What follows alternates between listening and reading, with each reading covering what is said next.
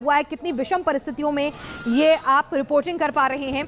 आप भी खुद को सुरक्षित रखें, लेकिन इस बीच आप देखिए कि किस तरह से गरजती हवाएं, बरसात, लहरों का तूफान, गुजरात में आपदा इस कदर उथल पुथल मचा चुकी है कि कच्छ से लेकर सौराष्ट्र तक भयावह तस्वीरें आ रही हैं। बिपरजॉय के मूवमेंट के साथ तूफान ने गुजरात में तबाही मचानी शुरू कर दी है।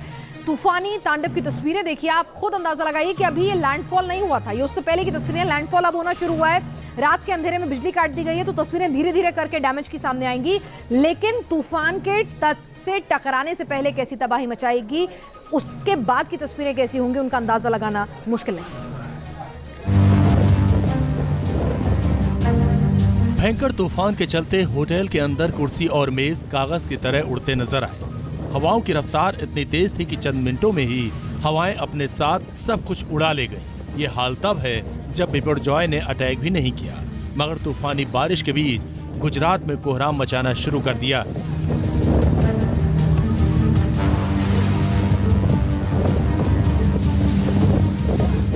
तूफान कितना ताकतवर है, इसका अंदाजा आप जखो पोर्ट पर उड़ते हुए टिन कंटेनर से लगा सकते हैं। आंधी और बारिश के बीच भारी भरकम कंटेनर किसी दफ्ती के डिब्बों की तरह झूलते नजर आए।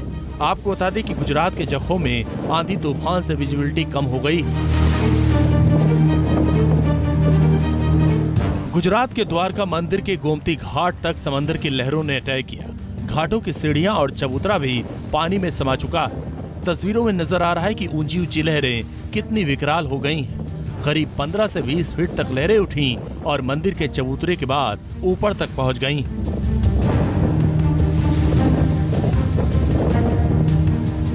आंधी तूफान के आगे विशालकाय पेड़ भी टिक नहीं पाया। तस्वीरें द्वारका की हैं, जहां भारी भरकम पेड़ जड़ से उखड़ गया। इसी तरह द्वारका में जगह जगह पेड़ उखड़े हुए नजर आए। तमाम रास्ते टूटे हुए पेड़ों से पट गए।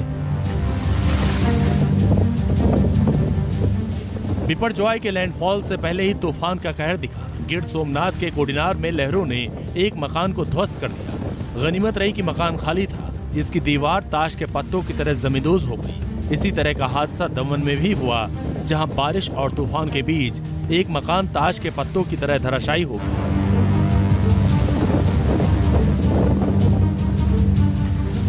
बिपरजॉय के अटैक से पहले ही समंदर की लहरें सुनामी का डर दिखाने लगी। कच्छ के अरब सागर में 20 फीट तक लहरें उठी और देखते ही देखते पुल को अपनी चपेट में ले लिया।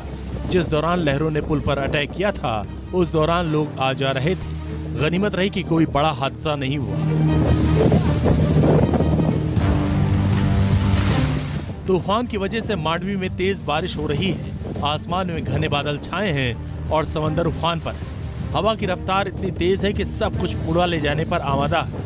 मांडवी में भी समंदर की ऊंची ऊंची लहरें लोगों को डरा रही हैं। इसी से अंदाजा लगाया जा सकता है कि बिपरजॉय तूफान कितना घातक होने वाला है। समंदर का पानी शहर के अंदर दाखिल हो गया है। सड़कें डूब गई हैं। समंदर किनारे बने घरों को लहरों ने अपने आगोश में ले लिया।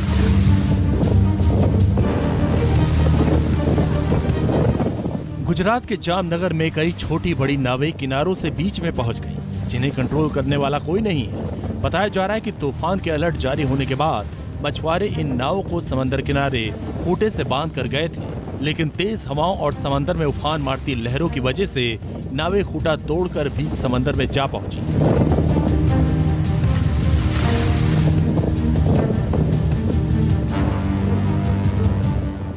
जामनगर में बारिश के बाद बाढ़ जैसे हालात बन गए हैं। तूफान से पहले ही लोगों को काफी नुकसान उठाना पड़ा। वाटर लॉगिंग हालात को ज्यादा बिगाड़ रहा है। गुजरात के अमरेली में भी तूफानी बारिश से कोहराम मचा है। यही हाल गुजरात के मोरवी का है। तेज हवाओं के चलते लोग अपने घरों में दुबके हैं। कच्छ की बात करें तो बारिश ने यहाँ भी कहर ढाना शुरू कर दिया।